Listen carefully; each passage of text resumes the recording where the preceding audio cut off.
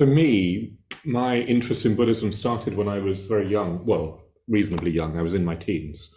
And I think I was interested in this human predicament even before my teens. I think I was a kind of precociously existentialist, kind of challenged child.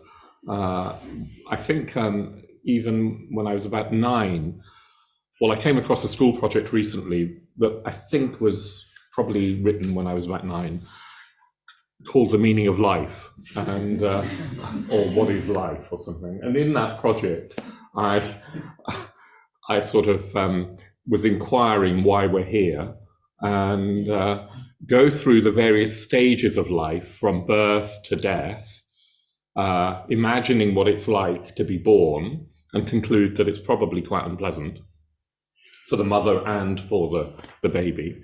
Go through sort of childhood where you want to do things but you're always told not to adolescence where nobody quite takes you seriously but you want your place in the world. I don't know how I imagined all this, to young adulthood, to middle age, to elderly. I drew a bar chart where I imagined a man living to 100, and in the bar chart, every decade had a blue little bar for unhappy times and a red bar for happy times. And then I added them all up and concluded that there were more unhappy times than happy times in one's life, and that if one could choose, one wouldn't bother living at all. I got the little kind of, the teacher just gave me a tick. So I was questioning life from quite an early age, and then when I was 11, my dad died, and he died very suddenly. There was just one night when he had a heart attack. He was only 45, and there was no sort of warning of this. And of course, my world changed. It sort of, bit of an exaggeration to say it turned upside down, but it was sort of never going to be the same. And I think this sort of existentialist, I mean, there are lots of aspects to how that affected me, but this existentialist kind of questioning was accelerated by his death. You know, after some months, I have a large extended family who are very, very supportive and kind to my mother and myself and my sister. But after some months, people get on with their lives. Well, after some days, probably. And you have to, don't you? But I found myself questioning, how could adults around me just go on with, I don't know, work and entertainment and whatever they did with their lives when you could just drop dead? Why weren't we all like up in arms at this fact? Why did we pretend that it was just normal? Why did we worry about houses and cars and mortgages and holidays, as my father had done, trying to earn enough money because we didn't have a lot of money? What was the point of it all? So this, as an 11-year-old, I was able to, I don't know how I formulated it, but I was able to ask such questions and felt that, quite sort of deeply felt that life as we normally are told to live it was not adequate. That couldn't be right. And then something further propelled this questioning, which was that I was quite interested in the supernatural, the occult. I would read ghost stories and whatever, you know. And I kind of, so I'm still 11 or 12, and I start to wonder if I can communicate with the spirit of my father, his consciousness. And I create a method that was through a pack of playing cards. I would ask questions of him, and he would show me answers, a yes or a no or a don't know. And I devised a little ritual around this. I'm not recommending it. I'm just saying that this is what I did as a young teen. And he would communicate. I mean, I was convinced, I still am convinced that he was communicating with me. There were consistent responses. And I didn't have any trouble believing that. What it did for me was make me even more convinced that death of the body wasn't the death of consciousness. That consciousness and the body were not exactly the same thing. It couldn't be just that the brain created consciousness. And something of consciousness, something of us, survived the death of the body. And that made me question even more, well, if that is the case, then what is life about? Because I knew then that I didn't have the whole picture. I couldn't see the whole journey. I didn't know what happened after death, but I knew that it wasn't the end. So surely that meant that this life meant something in a bigger context.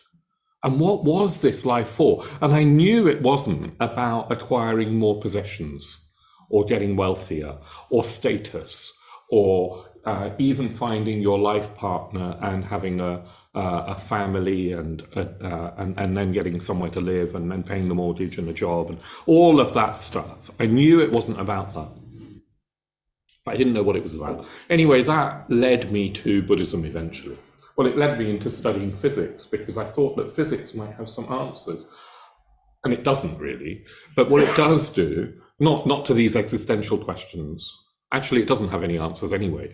But what it does do, as Ratnaprabha said, is open up your mind to the fact that common sense reality is not real. I mean, our ordinary perceptions of the world, of ourselves, of matter, of time, of space, are not how things really are. They're just how our senses pick up experience of the world. That's not what's really going on. That's what physics did for me anyway. It really blew apart any notion that common sense reality was true. Yeah. So that combined with a knowing, a deep sort of knowing that death of the body wasn't the end, you can imagine why that would lead me to want to explore Buddhism. Yeah. So then fast forward about 41 years, and I find myself on a long solitary retreat. So I'm on my own in Dukkha, which is a retreat center that Sri Ratna owns in the mountains in southern Spain. And part of that retreat center is also some solitary retreat facilities. And I was doing a 6-month solitary retreat. And I would get up every morning, go downstairs. It was a 2-story little stone cottage, beautiful. I'd go downstairs and I'd evacuate the spiders and the bugs, the insects that had crawled in the night. There was big spiders in Dukkha, and they would come in every night. And I had a zero tolerance policy of so I had a little beaker. I would scoop them up. I would take them outside.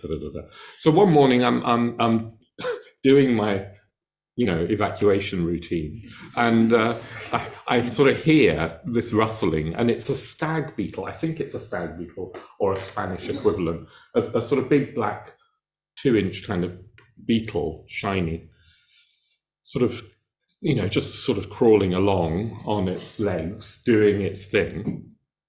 And so I scoop it up into a little plastic beaker, a bit like this glass, bit smaller than that. And it immediately, it's quite a slow-moving thing. It doesn't sort of tend to respond very quickly. But immediately it's in this little plastic cup, beaker. It starts scuttling around. It's trapped. It knows that it's trapped. It's potentially in danger. I don't know if it knows that it's potentially in danger. I mean, it's not in danger, but potentially it could be, for all it knows. And it's trying to climb out of the beaker, but can't, keeps sliding back. Anyway, I'm about to take it outside to tip it out when I see another one of these stag beetles. So I just kind of scoop it up as well.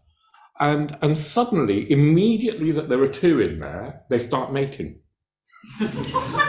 So this dangerous, potentially trapped situation is completely forgotten. Completely forgotten. The fact that one's life could be in mortal peril, completely forgotten. They're happily on top of each other, and very still. They don't make much movement. They're completely still.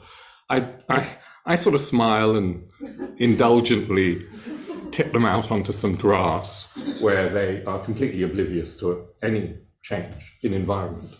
And I reflect to myself, I find myself sort of smiling to myself, and then reflect that, well, isn't that kind of what we do as human beings? I mean, if the Buddha could see us, I think there might be a wry kind of smile at times at how, instead of realizing our human predicament with death that could happen at any moment, danger potentially, and this narrow trapped confines of our normal mind, instead of realizing that, what we're after is gratification of the senses, sex being maybe one of them. But whatever it is, whether it's that Danish pastry downstairs or whatever it is, we're sort of trying to, as soon as we've got what we want in terms of sensual pleasure or satisfaction or comfort or whatever it is, I guess it's not just the senses, because you could extend that to gratification of the ego. You know, if somebody likes us, or we have some sort of status, or we feel successful or powerful. Or, as soon as we get all that, we forget this predicament that we're in, and we're completely, what's the word? Well, like those beetles, they became almost numb to their environment. And I think human beings, of course, we've got a rational faculty that the stag beetle doesn't have. Of course, our minds are more complex and more evolved. But in a certain sense, do you see the similarity? Do you see how we don't use that capacity to reflect in a very creative way much of the time? I mean, I'm taking an extreme kind of view here, and all of you here and online at home, you obviously have reflected on things, otherwise you wouldn't probably be here. So excuse me for parodying our predicament, but I think there's something in it.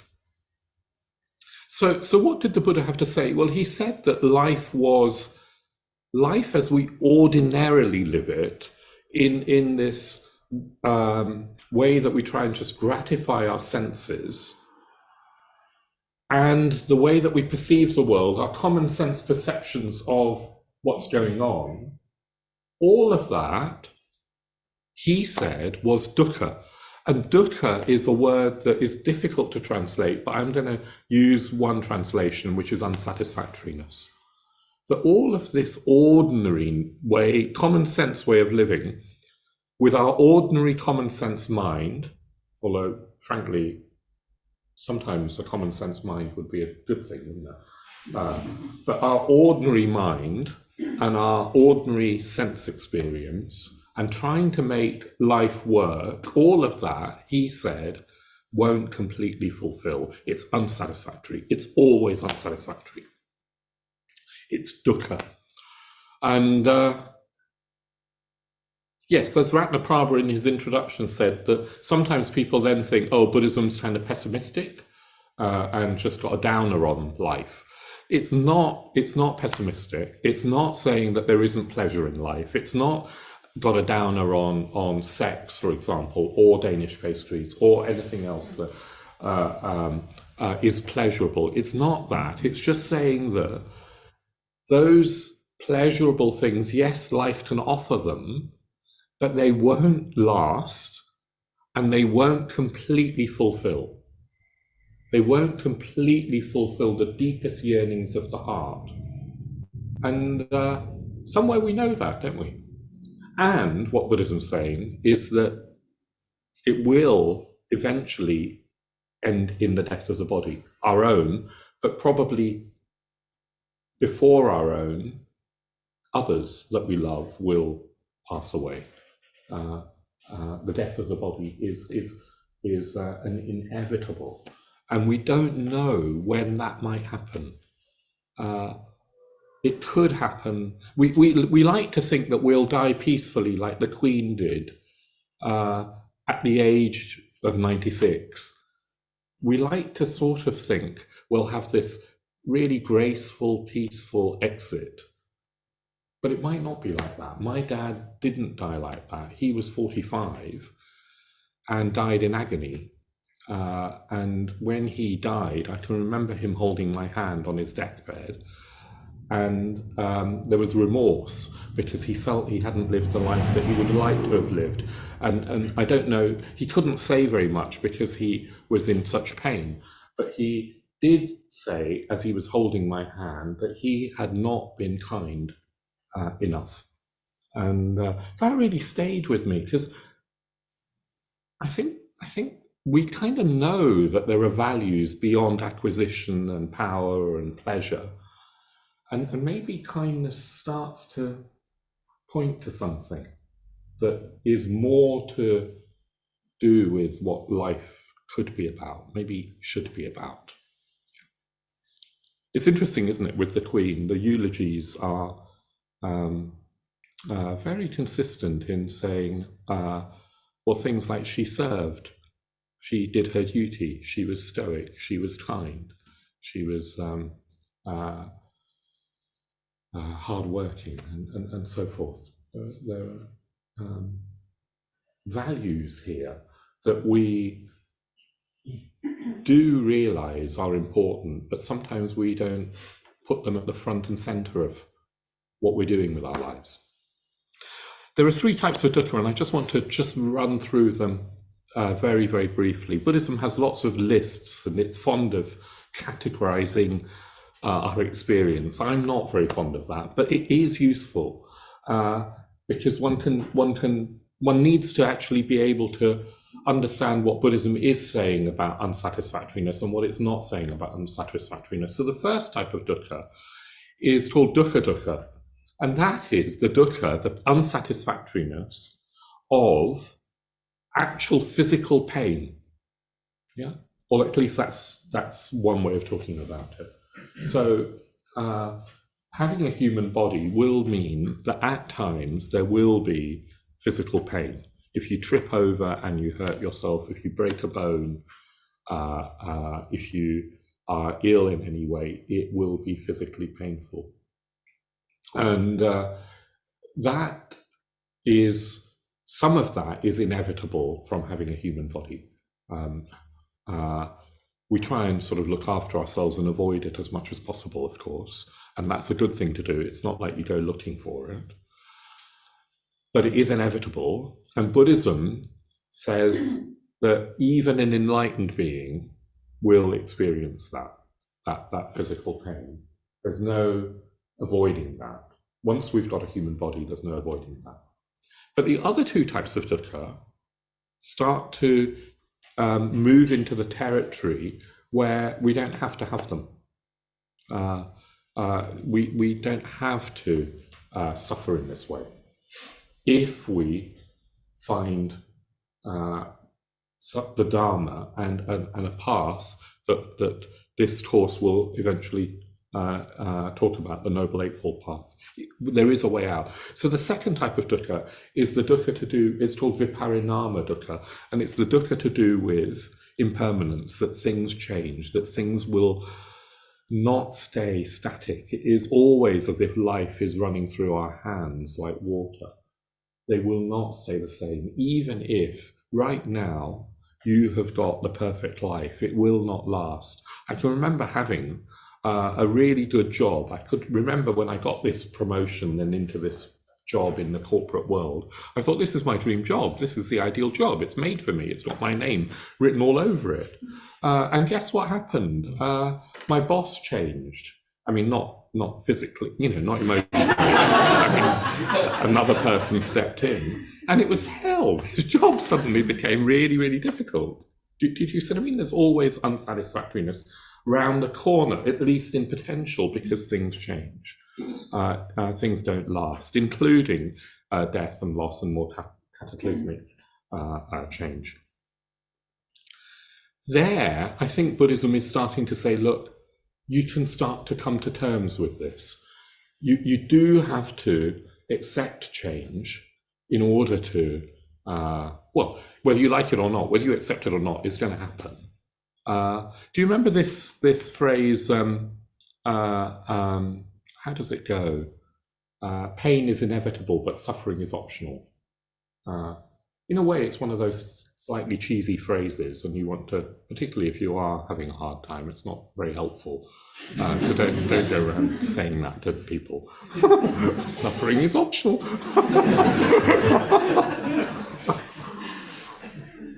But there is a way of living where we don't have to.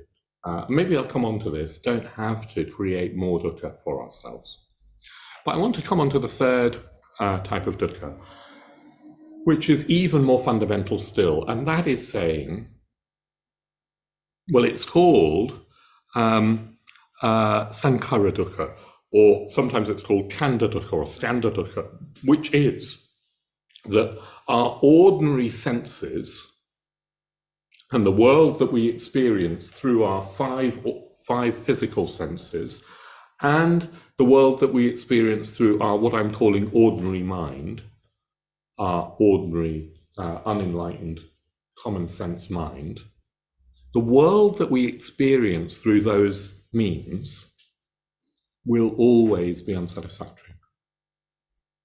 I mean, not that nice things can't happen, but it will never completely fulfill. Never completely fulfill. It's an existential kind of dukkha. Have you had this sense ever? I have, where things have really worked out. Well, like this job, I got this job, or you go on holiday and it's your perfect kind of holiday destination with your perfect holiday companion, your partner. Have you ever had that situation where you arrive in what you were looking forward to, and then you find you're not completely happy? Why are you not radiantly blissful when everything's gone completely as you wanted it to? Do you have this sense that actually it's still not quite working? Yes. Yeah. I was going to say good, but it's inevitable that it won't completely fulfill. And this is what the Buddha was pointing to in this last type of dukkha. And this is the type of dukkha, it's existential dukkha, that I really do think that we could ignore, because you can sort of get away with it. You can say, oh, well, never mind that holiday, I'll have another one. Or I'll buy another house or another car or change partners. That's what we kind of do, don't we? And hope. It's that sort of triumph of hope over experience. We hope that next time it will work out just right, just perfectly. But it doesn't. It really doesn't. So why is that? Why is that? Buddhism says that there's something going on that's very deep and difficult to identify and get to. There's something going on that's fundamental about our experience that is the root of this unsatisfactoriness. And I'm going to try and articulate it a little bit. Oh no, let me just pause before I go on to articulating sort of the root cause. Let me just pause and see if there are any thoughts or questions. We could take a couple if there are before I move on. So any questions or thoughts? Yes, tell me your name. Matt. Why do you feel dukkha is hard to translate, and what are some other translations? Or could you talk more around the word? So Matt is asking, why is dukkha? I'm just going to repeat the question for our people online. Matt's asking, why is dukkha difficult to translate, and what are some other words that could point to it? Well, some other words are pain, suffering. I used unsatisfactoriness. Suffering is a common translation. What else is there, Ratnaprabha? Lack is David Lloyd's one. Lack, which is a good one, actually, that there's a sense of lack. I like that one. Suffering is a common translation, but can be misinterpreted. Because if I go around saying life is suffering, I don't know, a lot of the time it isn't. And for a lot of people it isn't. Me, right now, I'm not suffering. I'm really happy to see you and be here. I'm not in any particular suffering. But if I look deeply, nor am I completely, radiantly blissful. I mean, lovely though it is. There is a lack. Does that make sense? I think we have got equivalent English terms, but perhaps not with all the connotations that dukkha has, because dukkha goes from a lack in ordinary sense experience, like the holiday didn't quite go well, all the way to an existential lack in our lives. What is it that we're really meant to be doing with our lives? Why am I here? Why am I doing this 9-to-5 job that I don't really enjoy to pay my rent, or if I'm lucky enough to have a property, probably then I'm paying a mortgage for decades. Why am I? There's a subtle sense that there ought to be more, that there should be more. And dukkha covers all of that. It covers the entire range. I think this subtle sense of there ought to be more, what we do often is ignore it. Maybe we have it at 3 a.m. when we wake up and we kind of think, oh, my life's not where I wanted it to be. But often we just say, oh, well, just go back to sleep. Don't worry. This is what we do is we become slightly bitter or resigned or resentful and even cynical. Or you look at how much mental health, how many people in the world are suffering from depression and acute mental health crises, because often, because I mean, there's obviously a number of reasons, different range of, but sometimes it's because there just doesn't feel like there's meaning in their lives, and they can't see what meaning there is to be had in life. Yeah. Yes. Do you find that the existential lack of something deeper in meaning, yeah, is more difficult to fulfill in today's society and the way the world is designed? Yeah. Or because we can't just walk out of our 9-to-5 jobs and decide to live deeper. I know. Deeper in life. Or is it sometimes that we use it almost as a excuse?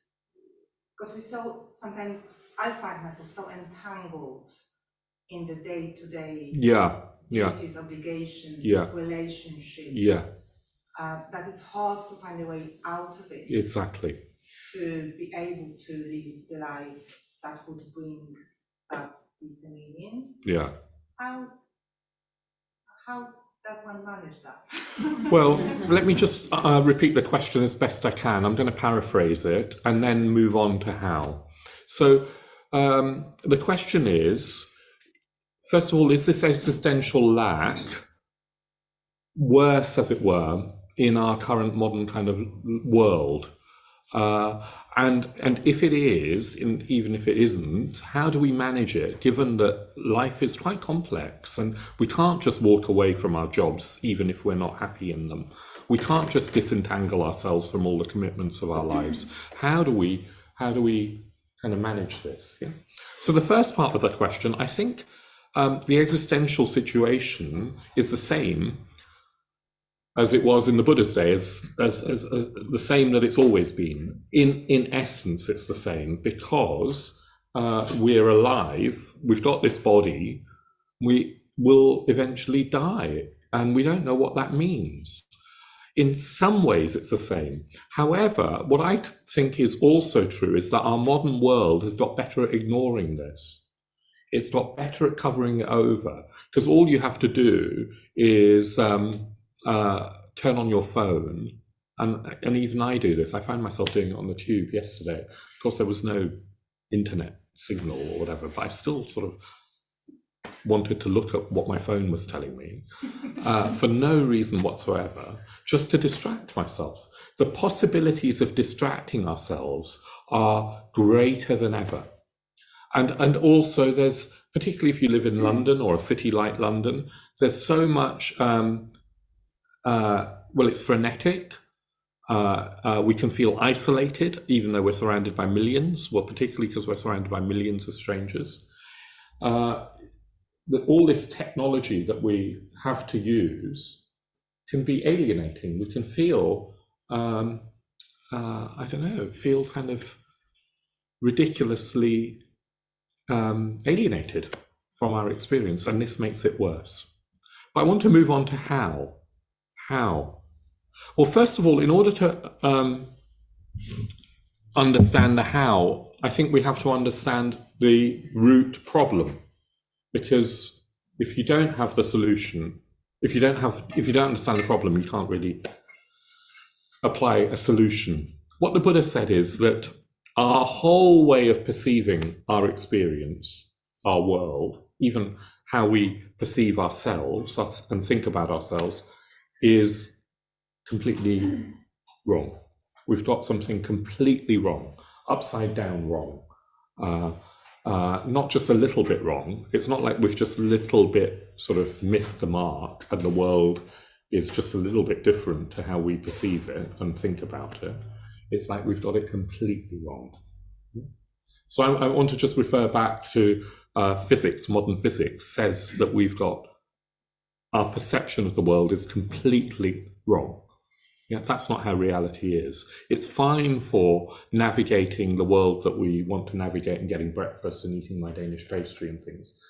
But if you want the truth of what's going on, of what matter is, of what time is, of what space is, of what consciousness is, then our common sense mind and our sense perceptions don't give us the truth.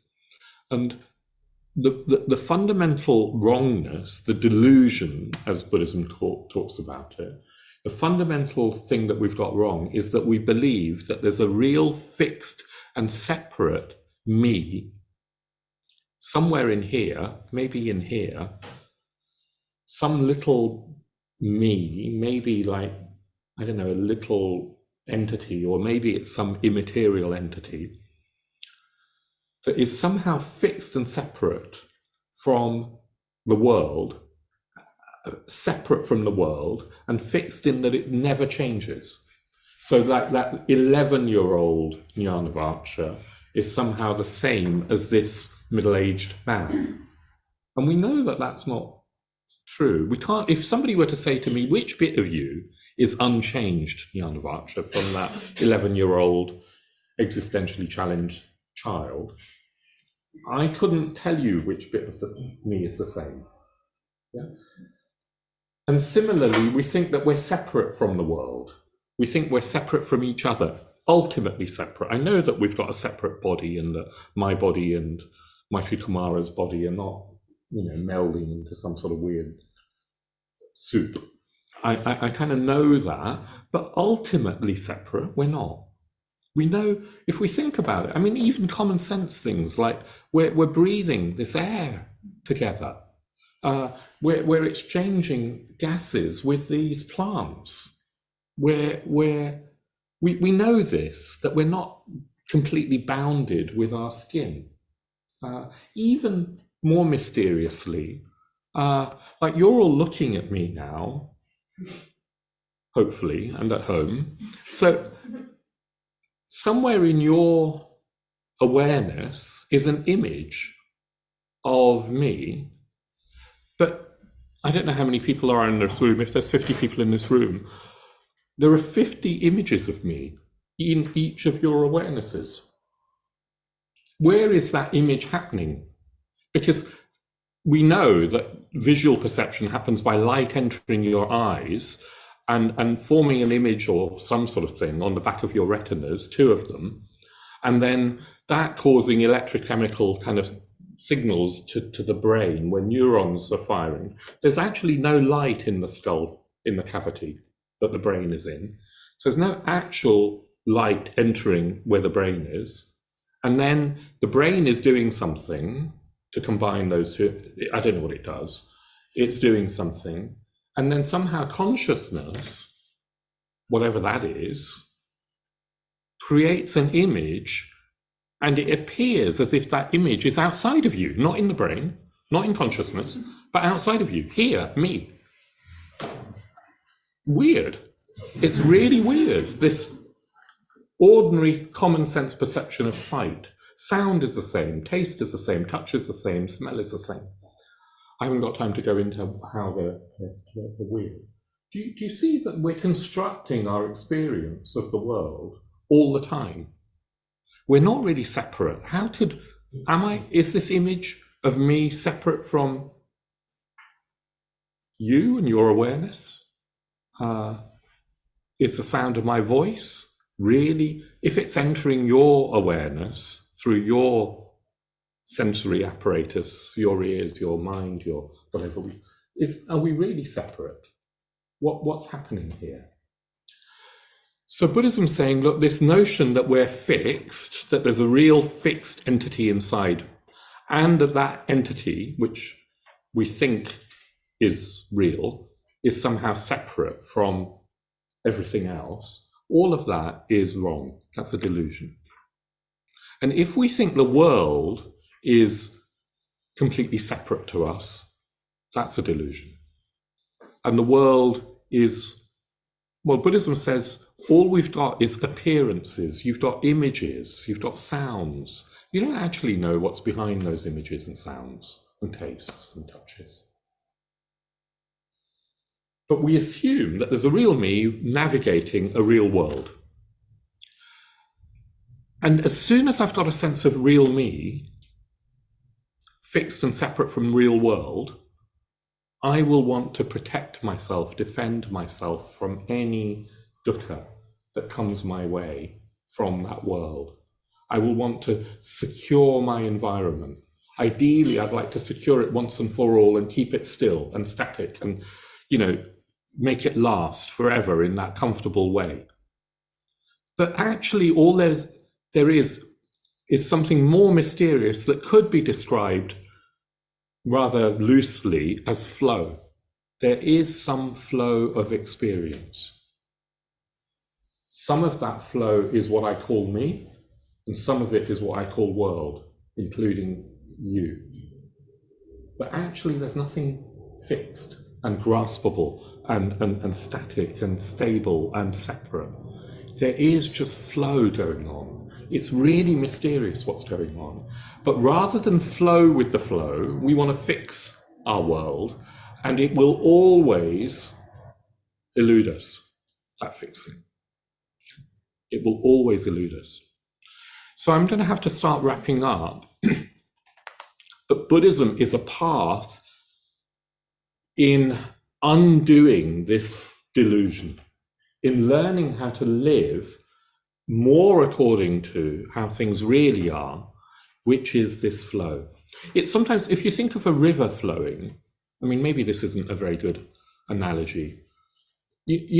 Well, I don't know if you get this, but imagine a sort of little vortex, a whirlpool in a flow of water. Yeah? Or imagine several of them. It's more like that's what we are. We're like a little vortex in the flow of water, in the flow of life, in the flow of consciousness, in the flow of energy. These words are metaphors. I'm not using them in a philosophical, precise way. It's like we're a little vortex, so that we do have some degree of definition. But you see how it would be ridiculous to say a little whirlpool or vortex is separate from the water surrounding it. It is the water. Do you see? It is part of the flowing nature of things. Buddhism saying, look, you can learn You can practice through practice. You can learn to undo this very deep-seated wrong perception. It's very deep-seated. It's not just a conscious thing. It's not just like you can hear a talk on Buddhism like I'm doing and then you'll be all right. It's not that. It's pre-conscious. It's instinctive. It's very, very instinctive. But you can break it. You can break the spell of this delusion through, well, first of all, through changing our behavior so that we don't act in such a self-centered way and keep reinforcing the sense of me, and mine, like the stag beetles do. We can learn to change our behavior to be less self-centered. And of course, we do that through generosity, through kindness, and so forth. We can then, on the basis of that, meditate. And meditation will develop these qualities of kindness and generosity and well-wishing and connection with each other, which is more how things really are. But it will also help us introspect and see what's really going on. Is there a real fixed entity called Jnanavaca? And if so, where is that? Part of meditation is like an inquiry into what's really going on. And it's said that if you practice in these ways, sometimes you glimpse through the veils of this delusion. It's like the light can break through. And when that happens, to whatever degree it happens, even if it's a tiny thing, and maybe you've had these sorts of experiences, you experience a completely different type of knowing, a different type of awareness. Qualitatively different as human awareness is to the stag beetle's awareness. It's completely different. I don't live in this qualitatively different awareness, but I've glimpsed it enough to know that it's real. And you feel, how do you feel? Does anybody want to hazard some guesses as to how you might feel? Yes. Peaceful. Peaceful in a way that is so deep, so satisfying, that it's as if nothing could shake that. It's not dependent on anything external to you. Yeah, so peaceful. Anybody else? Free. Sorry? Free. Free. The Buddha said that all his teaching was characterized by the taste of freedom. You feel ecstatically free. He said that if you become enlightened and live in this awareness, that it would be like being released from prison, a prison that you didn't even know you were in, like those stag beetles didn't know they were in prison. You would feel ecstatically free. Yeah. Anybody else? Connected. Who said that? Yes, connected. So this sense of separation would have broken down. And this sense of separation that we have causes so much pain, because then we want to feel connected. Somewhere we know that we should be connected.